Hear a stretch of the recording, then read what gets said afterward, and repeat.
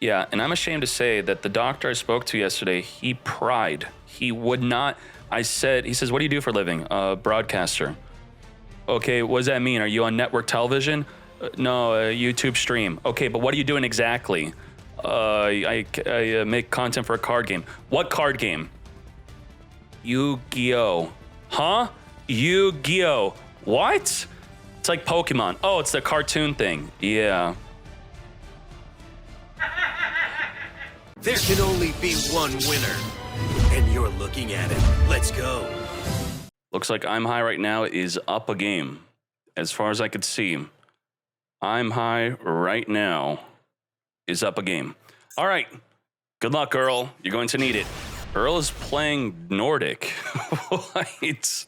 If only this card is banished by the effect of a Nordic link, you could send to the graveyard a Nordic and 2 Nordics from your deck, and then special summon an Azir from your extra deck. Okay, so it's a good way to cheat out the big god monster. That's fine. If you control an Azir or Nordic, you could special summon this, and then you could add a Nordic relic from your deck to your hand. Well, and we have the Adventure Engine. Hajime! What is good? What is good? This is versus Sword Soul.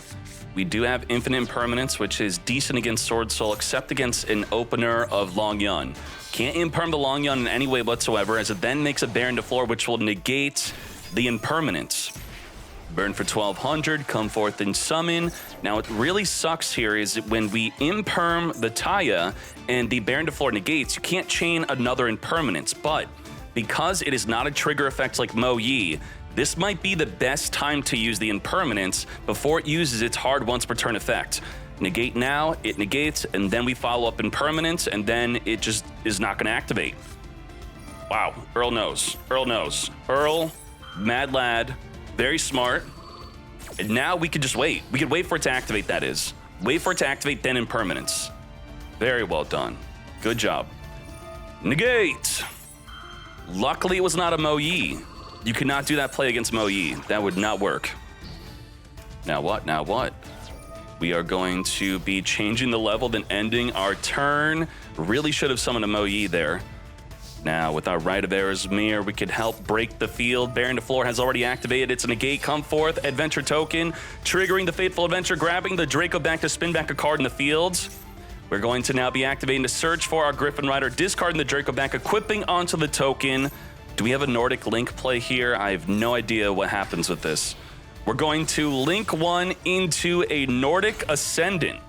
The Nordic Ascendant is going to be activating to get negated. On summon, you can banish up to 3 cards from your hand and or field, and then special summon that many Nordic monsters from your deck and defense. We are negating the negate. I do not think so, mate. Let's go. Banishing to come forth and summon a Smith. Nordic Smith on someone's going to grab a Nordic Relic, and then, as we talked about earlier off stream, Nordic Alfar is activating to come forth and cheat out a Thor, Lord of the Azir. Once per turn, you can negate the effects of all face-up monsters your opponent currently controls until the end of this turn. Also, during the end phase, if this face-up card was destroyed by your opponent, you could banish 1 Nordic Beast Tuner to special summon this card, and if summoned that way, you burn for 800. Okay, full field negate. Now we have Nordic Relic Savalin. So we'll be reading that in a bit. Smacking him for 3,800. Follow up with 800. Now with the Thor, if you control an Azir monster, you can negate the effects of all face-up cards your opponent currently controls until the end of the turn. Whoa, it's a continuous. Wait, is that a skill drain? What the? Negate the effects of all face-up cards your opponent currently controls. So on activation, those face-up cards, including back row, are negated. You can also tribute a Nordic to target an Azir in the graveyard, special summon it. Very nice. Very, very interesting. All right.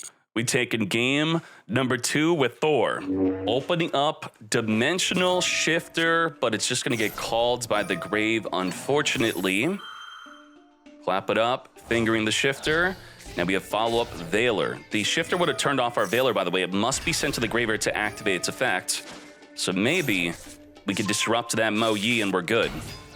Mo Yi on summon, reveal with the effect Veiler, negate. So we could have made a Grandmaster under the Shifter, but thanks to negating it, we were able to Veil.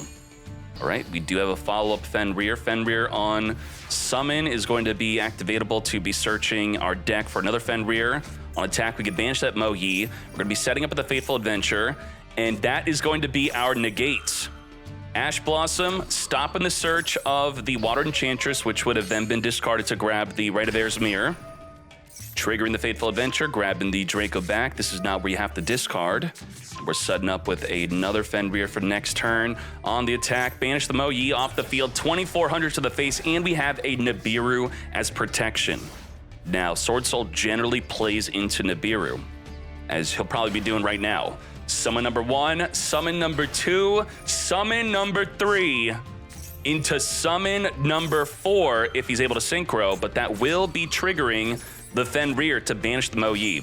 Now, Ecclesia is the one that triggered the Fenrir. We are activating to search our deck for a Tenyi. We are on summon number 1, 2, 3. 3 summons, 4 summons, 5 summons. We can in fact Nibiru whenever. Activating on summon, searching for the Long Yun. Long Yun on summon with the token. That is when we must Nibiru. Now, tributing the entire field before a Baron de Floor is summoned to negate that Nibiru. That's a fat token though, 8,200 defense. Draco back could be used on a non-effective monster to spin it back. And to get that non-effective monster, we're gonna be searching for the Water Enchantress. Discard, grab the Rite of Air's Mirror, summon our token, spin it back. This is it, get ready.